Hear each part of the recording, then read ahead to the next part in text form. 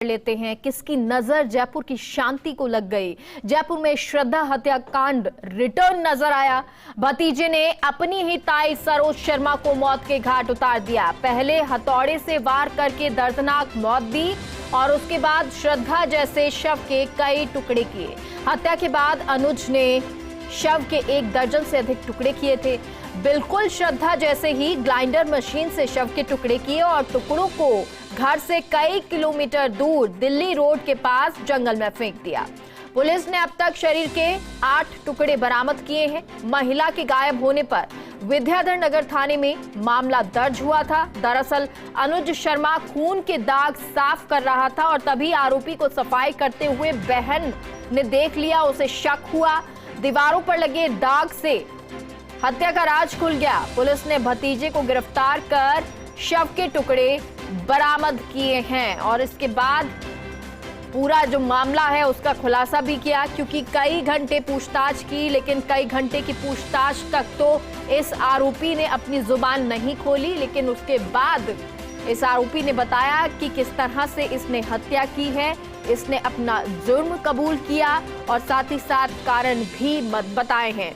ये वो तस्वीरें आपको दिखा रहे हैं जब हमारे सहयोगी सत्यनारायण पहुंचे थे उस जगह पर, उस घर में जहां पर ये हत्याकांड हुआ है और श्रद्धा जैसे शव के टुकड़े किए गए हैं।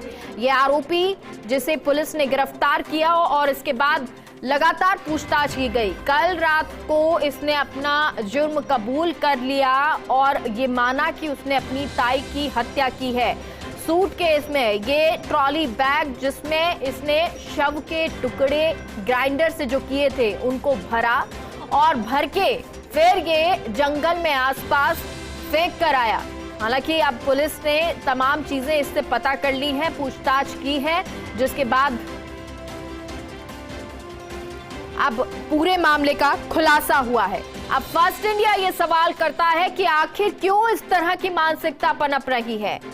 आजकल के युवाओं में सहन शक्ति नहीं है, क्योंकि ये माना जा रहा है, ये बताया कि जो ताई थी वो उसने सत्संग में जाने से या रोक टोक की और उसके बाद इसको गुस्सा आया। अपनों के दुश्मन ही अपने बनते नजर आ रहे हैं।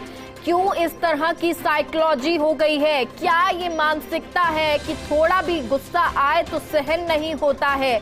किस तरह की ये मानसिकता है, किस तरह का ये एग्रेशन है कि अगर गुस्सा आता है तो आदमी हत्या करने पर उतारू हो जाए? क्या जान की कोई कीमत नहीं रह गई है? क्या अपनों की कोई कीमत नहीं है? क्या रिश्तों को कोई तवज्जो नहीं दी जाती है? क्या हत्या इतनी आसान हो गई है? बहुत सारे सवाल यहाँ पर खड़े होते हैं। एक समाज के लिए ये सवाल खड़े होते हैं, एक समाज के लिए ये प्रश्न बन जाते हैं कि आखिर एक के बाद एक इस तरह की घटनाएं सामने आती हैं तो सब में ज्यादातर जो युवा है वो नजर आते हैं। तब सवाल ये उठते हैं कि क्या युवाओं में अब सहन शक्ति नहीं रही है?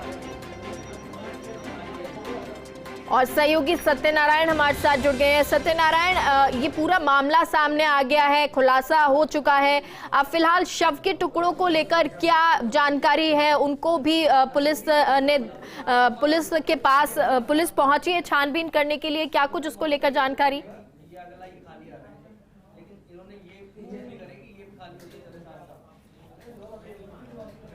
देखिए, जयपुर से 10 किलोमीटर दूर जहां हम मौजूद हैं, आरोपी अनुज ने अपनी ताई की हत्या करने के बाद में, शव के टुकड़े करने के बाद में इसी जगह पर वो आया था। ये वन विभाग की वो चौकी है जहां पर उसने अपनी गाड़ी रोकी थी। जो कारण गाड़ी रोकने का ये था कि इसके बिल्कुल सामने एक होटल बना हुआ है जिसका नाम हरे कृष्णा पैलेस है। हम दिखाना चाहेंगे, हम बोलें कैमरामैन को कि उस दिखाए हरे कृष्णा जो होटल है उसके सामने इसने अपनी गाड़ी रोकी थी। और गाड़ी रोकने के बाद में वो जो ट्रॉली बैग था वो लेके यहाँ पर आया था। अंदर घुसने के बाद वो इस जगह पीछे जो झाड़ियाँ बनी हुई है यहाँ पर वो झाड़ियों में आया, क्योंकि अमूमन जो वन विभाग की जो चौकी होती है उसके अंदर कोई रहता नहीं है दिन के समय, और 1 या 2 आदमी रहते हैं, वो नहीं थे उस समय। ये देखिए जो पीछे झाड़ियाँ हैं, इन झाड़ियों के अंदर वो चला गया था, वो ट्रॉली बैग लेके। अभी भी जो फुट बने हुए हैं। बिल्कुल सत्यनारायण, आपसे लगातार जोड़ने की कोशिश कर रहे हैं थोड़ा, क्योंकि जंगल का ये एरिया है, हो सकता है नेटवर्क का इशू हो रहा हो, पर लेकिन उन तस्वीरों को ज़रूर हम देखना चाहेंगे जो तस्वीरें ये बताती हैं कि किस तरह ये जो युवक है वो अपनी ताई के टुकड़े करता है और जयपुर से दूर जंगल में फेंकने के लिए जाता है। वन विभाग की वो चौकी सत्यनारायण आपको दिखा रहे थे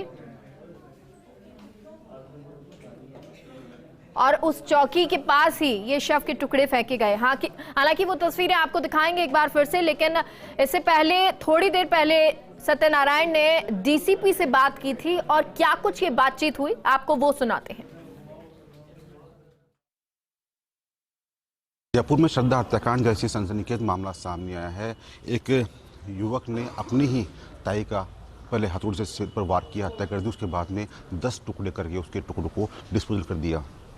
पूरे केस को सुलझाने के अंदर खुद एडिशनल डीसीपी धर्मेंद्र सागर का पूरा योगदान रहा है। सर, पूरा घटनाक्रम आपने शुरू से अंत तक देखा, क्या कुछ सामने आया अभी तक? यही है कि ये जो लड़का है अनुज, इसका इसके चाची के संग इसका कहना है कि छोटी छोटी बात पर वो झगड़ालू प्रवृत्ति की थी और मुझे कई बार मैं जब घर आता था तो मुझे कि भाई खाना मुझे ज़्यादा बनाना पड़ रहा है। और दूसरा ये चूँकि इस्कॉन मंदिर का जो है इनका हरे कृष्ण जो मूवमेंट है उसमें ये जुड़ चुके थे, तो उसका कहना था कि कभी मैं मंदिर जाता, कहीं और जाता। जैसे लास्ट इंसिडेंट कह रहा है कि मैं दिल्ली जाना चाहता था कीर्तन में, तो मुझे मना कर दिया। फिर मेरी बहस हुई हमारी, मुझे गुस्सा आ गया। उस दिन मेरा भी थोड़ा मूड ठीक नहीं था और उन्होंने भी मेरे से कुछ ऐसी बातें कही, तो मैंने हथौड़े से फिर मार के उनकी हत्या कर दी। और दूसरी बात ये थी कि चूँकि जैसा कि ये खुद बताता है कि टीवी पे कुछ दिनों पहले एक घटना घटी थी दिल्ली की, तो बोला कि न्यूज़पेपर के थ्रू मैंने उसको देखा था, जाना था टीवी के माध्यम से। तो मेरे मन में ये विचार आया कि इतने बड़े जो बॉडी है इसको मैं कहीं और कैसे लेके जाऊंगा तो शायद पकड़ा जाऊं। तो इसने कटर से बॉडी के जो 8-10 टुकड़े करके और उनको फिर छुपा करके बाल्टी और सूटकेस में और वैगन आर गाड़ी से इसने दिल्ली रोड पे जाके उसको अलग अलग जगहों पर फेंक दिया। सर, घटना किस दिन की है और इसने कितने घंटे में इस पूरी वारदात को अंजाम दिया? ये घटना 11 तारीख की है। सुबह 10:30-11 बजे के करीब ये घटना घटी, जिस वक्त वो रसोई में खाना बना रही थी, जैसा का इसका बताना है। उसके बाद इसको चूँकि मारने के बाद में फिर ये जो कटर ख़रीद के लाया है, फिर उससे बॉडी को बाथरूम में काटा है और फिर उसको पूरी साफ़ सफाई की है, इसने अपने कपड़े बदले हैं। तो लगभग ये 3-3:30 बजे इसका ये सारा काम इसने ख़त्म किया। उसके बाद 4-4:15 बजे ये व्यक्ति गाड़ी में अपने जो बॉडी के जो टुकड़े थे उनको लेकर के और फिर ये दिल्ली रोड पर रवाना हुआ। सर, एक बात जानना चाहेंगे आपसे कि कटर से पहले चाकू का इस्तेमाल इसने किया? ये बता रहा है कि इसने पहले चाकू की मदद से उसको काटने की कोशिश की बॉडी को, लेकिन इसमें ये सफलता इसको नहीं मिली। इसलिए फिर ये जा कर के और कटर लेके आया और उससे फिर इसने इस घटना को अंजाम दिया। सर, कितने टुकड़े पुलिस बरामद कर चुकी है, कितने मिसिंग है सर? इसमें हम 8 टुकड़े बरामद कर चुके हैं, बॉडी के अलग अलग पार्ट्स।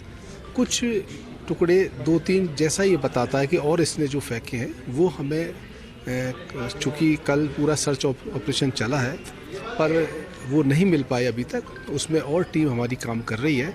उम्मीद है हम बाकी टुकड़ों को भी बरामद कर लेंगे। सर, क्या लगता है हत्या के बाद में इसने गूगल पे या किसी और साइट पे देखा हो कि श्रद्धा का किस प्रकार डिस्पोजल किया गया?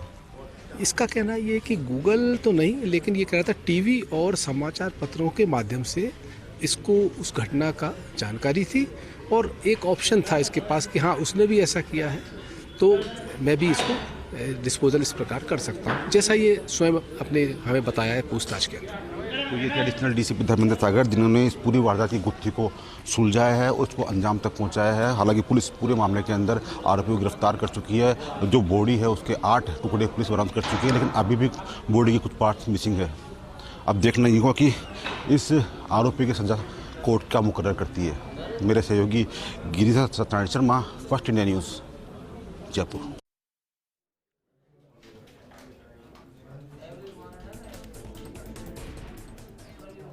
सरोज देवी हत्याकांड में जैसा पुलिस ने बताया कि पहले आरोपी अनुज ने अपनी ताई के सिर पर हथौड़ा मारा, उसकी हत्या करी। उसके बाद में उसके शव को घसीटकर बाथरूम में ले आया और वहां पर उसके टुकड़े करने का प्रयास किया चाकू से। लेकिन जब वो चाकू से सफल नहीं हुआ तो वो बाजार गया और बाजार जाकर वो ग्राइंडर लेके आया और ग्राइंडर से उसने शरीर के करीबन 1 दर्जन से अधिक टुकड़े किए। उन टुकड़ों को उसने एक बाल्टी में और एक ट्रॉली बैग में भरा और उसके बाद वो इसी वैगनार कार में डालकर पीछे की सीट पर बाल्टी और जो ट्रॉली बैग होता है वो रख कर उसने अपने गूगल खोला और गूगल में उसने दिल्ली रोड डाला। उसके बाद में वो गूगल मैप के अनुसार बताए हुए स्थान पर पहुंचा। वहां पहुंचकर उसने एक तरफ नाली में कुछ टुकड़े डाल दिए शरीर के और एक तरफ मिट्टी के अंदर कुछ टुकड़े डाल दिए। जब हमने एडिशनल डीसीपी धर्मेंद्र सागर से बात की तो उन्होंने साफ कहना है कि करीबन 8 बॉडी पार्ट्स पुलिस अभी तक बरामद कर चुकी है और बाकी बॉडी पार्ट्स के लिए अभी भी सर्च ऑपरेशन जारी है। हालांकि आरोपी को गिरफ्तार कर लिया है और आरोपी ने अपना जुर्म भी कबूल कर लिया है। जैसा कि पुलिस को बयान दिया उसने कि मेरी ताई से मेरा काफ़ी दिनों पहले झगड़ा चल रहा था, उसे दिल्ली जाना था कीर्तन के अंदर, लेकिन उसके ताई ने मना किया और उनके मना करने के बाद ही उसको दिल्ली नहीं जाने दिया गया। और कुछ दिनों पहले दिल्ली में हुए श्रद्धा मर्डर के जो विजुअल्स हैं वो उसने अपने टीवी स्क्रीन पर देखे थे और उसके साथ अपना दिमाग में ये बात जम गई कि मुझे मेरी ताई की हत्या करनी है। हत्या करने के बाद में जिस प्रकार से आफ्ताब ने श्रद्धा की हत्या करने के बाद में उसके शरीर के टुकड़े किए, मुझे भी अपनी ताई के शरीर के टुकड़े करने पड़ेंगे और उसने वही किया। राजधानी जयपुर के अंदर इस प्रकार की हत्याकांड की पहली वारदात हुई है। उम्मीद करते हैं और प्रार्थना करते हैं कि इस प्रकार की घटनाएं जयपुर में ना हो और हमारा अमन चैन बना रह सके। मेरे साथी Girish Satyanarayan Sharma, First India News, Jaipur. एक छोटे से ब्रेक के लिए रुकते हैं, कहीं मत जाइए, जल्द लौटते हैं।